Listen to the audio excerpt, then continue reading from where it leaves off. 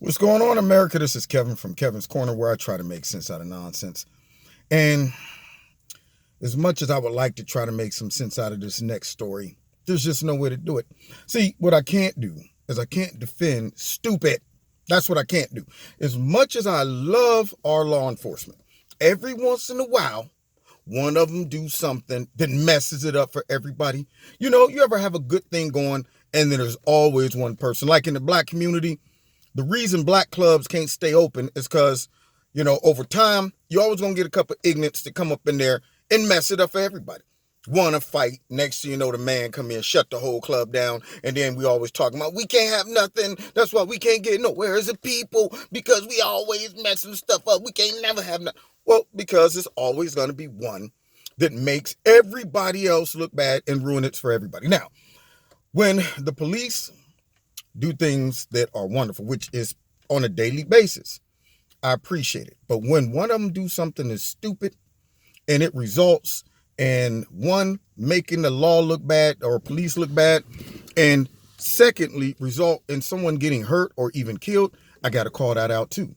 And see what this does. When one of them do this, what it does is that angry group of Americans, the ones that are always looking for an excuse to say, the man got me down because I'm brown, foot in my back because I'm black. Those Antifa kids that was up there in Minnesota spitting at the police and throwing urine at them and all that stuff. Those are the people that when something like this happened, the people who are looking for a reason, they're not able to compartmentalize an individual that did something dumb versus the whole police department or force. They're always going to try to lump every police officer in when it comes down to a questionable shooting or something like that, which brings me to the story. So a young lady, I think her last name is Jefferson. I can't pronounce her first name. 28 years old, down in Texas, in the house, and I believe she was up late playing a video game with her nephew or something like that in her house. Unfortunately, the neighbor, which I won't say unfortunately, it is unfortunate for him because he feels like he's responsible for this.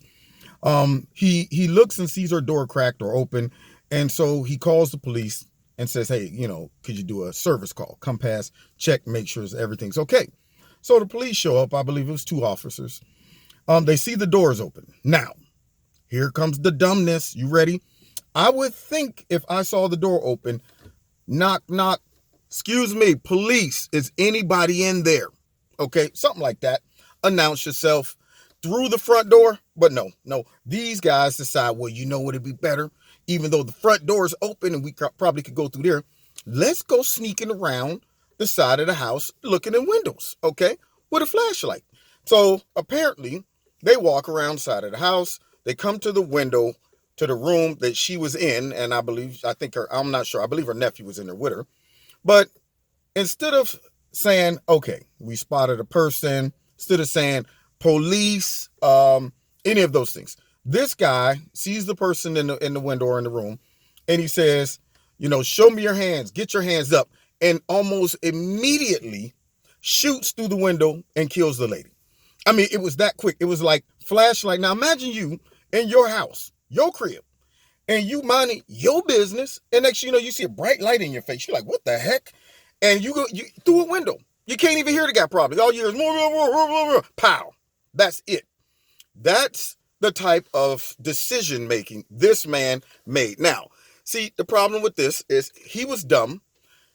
For whatever reason, that guy shouldn't have been on the force if he's that trigger happy, if he's that scared for his life, if his judgment is that bad to where he's not able to say it probably would be better for us to go through the front or knock on the front, open the front door, yell police, something like that, versus startle someone by peeking through their windows like an old dirty man and flashing a bright light in their face, and don't even announce police. Just straight say, get your hands up, show me your hands, and bang. 1 second after that.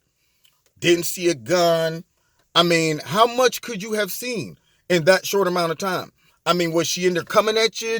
What made this man decide within that split second It's probably smarter for me to shoot through the window without no information, don't know who the person is. Maybe the person just left their door open, something like that. But instead, his judgment was to shoot through. Now, of course, Dallas, or not Dallas, but people in wherever the area is down there, they're going to tear the whole joint up if they don't get justice. Now, in this case, somebody's head needs to roll. It needs to roll because you got a educated, beautiful, black, 28-year-old woman gone in her own house.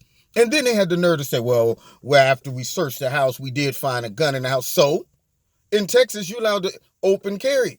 I mean, I would hope she'd have a gun in the house, especially when you got people shining lights through your door, a window, and you don't know who they are.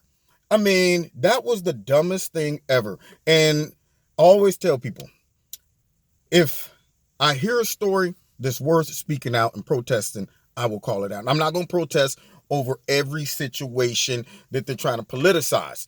If I look at it and I say, well, you know what, let's get the facts, let's get the details, and it come out that certain people got themselves shot, one, I'm not going to blame the whole police department.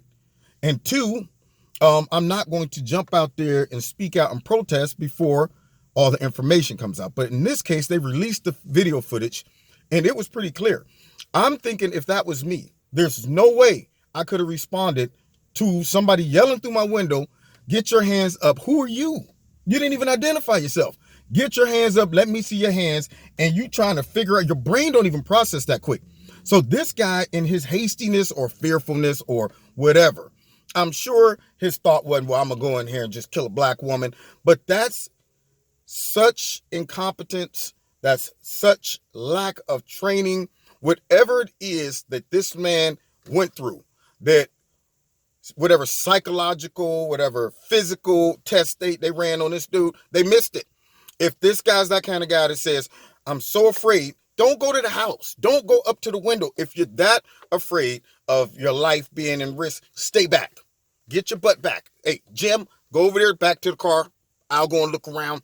You got a tendency to have a quick trigger finger and you get scared real quick. We don't want that. We don't want this to turn into something, because let's be honest, the worst situation that can happen for the police right now is them shoot an innocent, unarmed black woman in her house. That's the worst. The media is going to be all over it. And unfortunately, whoever's over at the police department down there is probably like, we're going to have to roll this guy all the way under the bus, because the people going to want blood.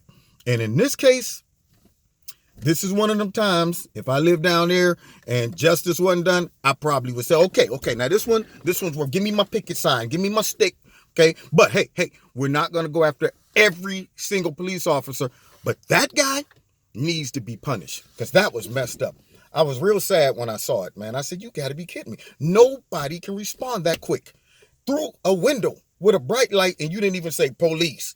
So I guess I'm just supposed to expect someone yelling through my window with a bright light in my face to be the police. That was a bad call. That was a dumb decision, and I'm here to call it out. Now, you've been listening to Kevin and Kevin's Corner. Don't forget, check me out every Wednesday. I'm going to be talking about this and one other dumb police decision that makes the whole police department look bad.